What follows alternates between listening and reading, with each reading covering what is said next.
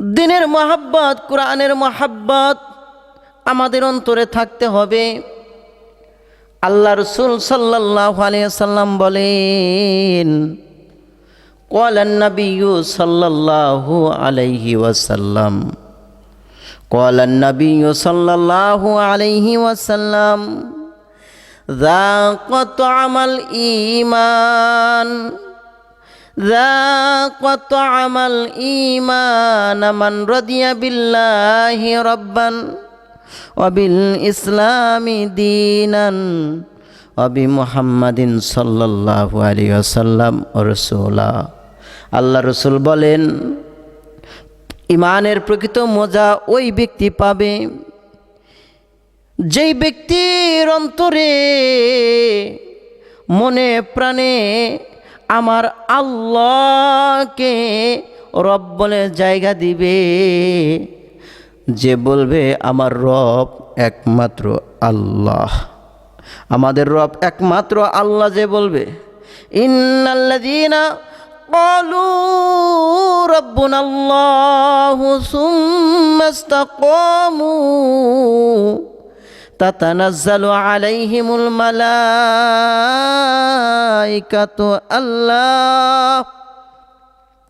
আল্লাহ তাখাফু ওয়ালা তাহজানু ওয়া আবশিরু বিল জান্নাহ ওয়া আবশিরু বিল জান্নাতিল্লাতী কুনতুম তুআদুন। আল্লাহ তাআলা বলেন, যারা আমাকে রব হিসেবে মানবে, যারা বলবে আমার রব আল্লাহ, যারা বলবে আমার রব আল্লাহ এবং এই কথার উপরে ইস্তেকামাত থাকবে, অটল থাকবে, জীবন যাবে যুদ্ধের ময়দানে অটল থাকবে, যত বিপদ মুসিবত আসবে, যারা মুমিন, যারা আল্লাহকে রব বলেছে, তারা ভয় পাবে না, তারা চিন্তাও করবে না, জীবন যে যাবে চিন্তাও করবে না, যত বিপদ আসবে চিন্তা করবে না, ভয় করবে না। আল্লাহ তাআলা ওয়াদা করতেছেন, তাদের জন্য আমি আল্লাহ জান্নাতের সুসংবাদ দিলাম। সুবহানাল্লাহ, জান্নাতের সুসংবাদ দিলাম। এজন্য ভাইয়েরা আমার, সরকার দু আলম বলেন, যারা বলবে, যাদের অন্তরের ভিতরে কলবের ভিতরে আল্লাহকে জায়গা দিবে, আল্লাহকে রব হিসেবে একাত্ম চিত্তে মানবে, আমার রব আল্লাহ। এরপরে যারা বলবে অবিল ইসলামী দীনা, এরপরে যারা মনে প্রাণে ইসলামকে মনে প্রাণে অন্তরে জায়গা দিবে, আমার দিন একমাত্র ইসলাম, আমার দিন একমাত্র কি, আমার দিন একমাত্র ইসলাম। এজন্য ভাইয়েরা আমার, নবীর মহাব্বত প্রকাশ করতে হয় সিরাতের মাধ্যমে, নবীর জীবনের মাধ্যমে। নবীর জন্ম মিলাদুন নবী উপলক্ষে যেগুলো আমরা করতেছি, আসলে এগুলো বেদাত ছাড়া আর কোনো কিছু নয়।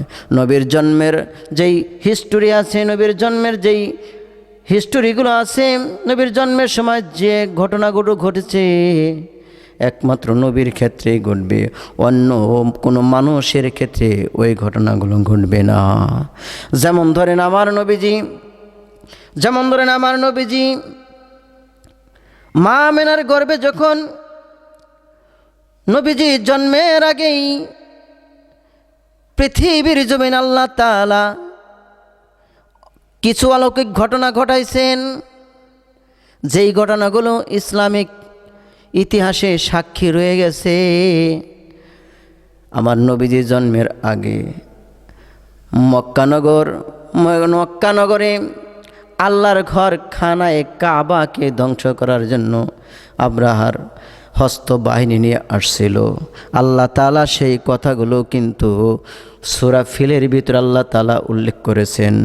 আল্লাহ রাব্বুল আলামিন বলেন, আলাম তারা কাইফা ফাআলা রাব্বুকা বিআসহাবিল ফিল। আল্লাহ তাআলা বলেন, তুমি কি দেখো নাই আমি আল্লাহ হস্ত বাহিনীদের সাথে কি আচরণ করেছি, কি আচরণ করেছি তুমি কি দেখো নাই?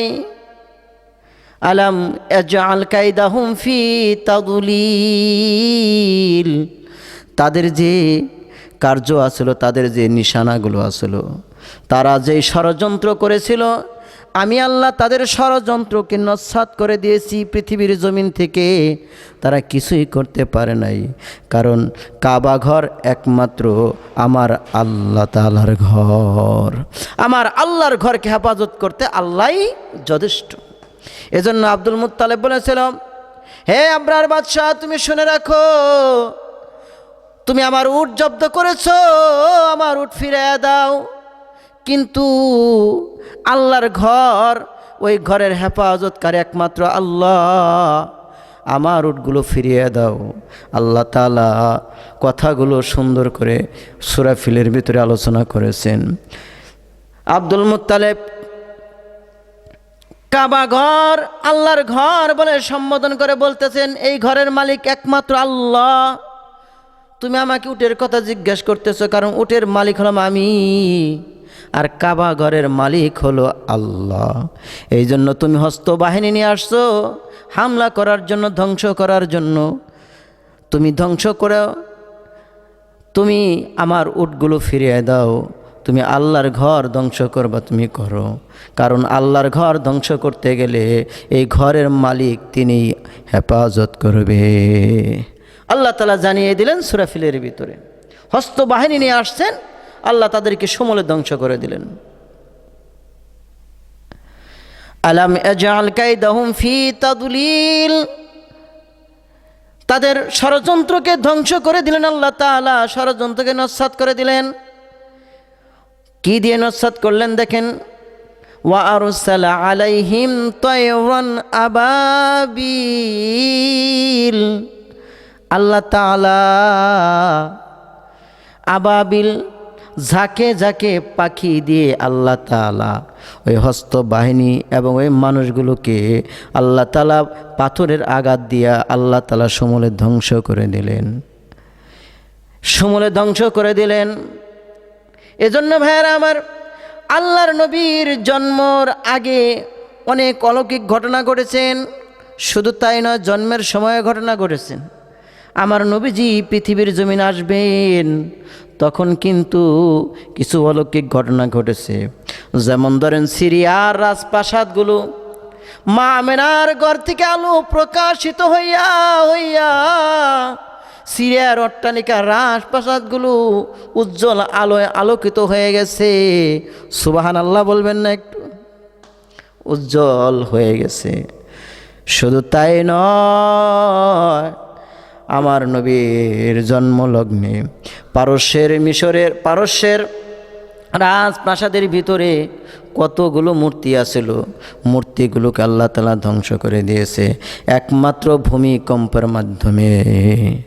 ভূমিকম্পের মাধ্যমে আল্লাহ তাআলা পারস্যের রাজপ্রাসাদগুলো, মূর্তিগুলোকে ধ্বংস করে দিয়েছে।